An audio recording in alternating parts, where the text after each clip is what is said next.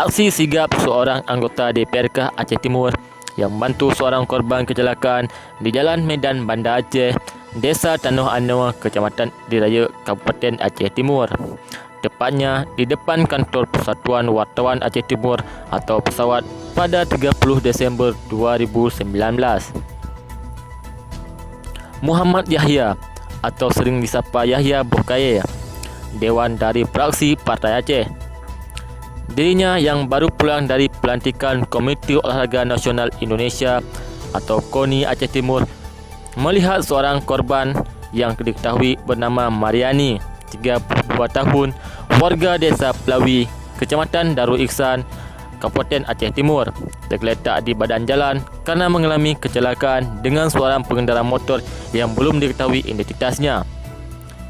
Kemudian dirinya bersama anggota Persatuan Wartawan Aceh Timur atau Pesawat melakukan pertolongan dengan membawa korban ke Rumah Sakit Umum Daerah Dr. Zubir Mahmud menggunakan mobil ambulan yang kebetulan berada di lokasi kejadian. Aksi kemanusiaan tersebut mendapat pujian dari berbagai kalangan masyarakat. Dari Aceh Timur, Jejak Warta melaporkan.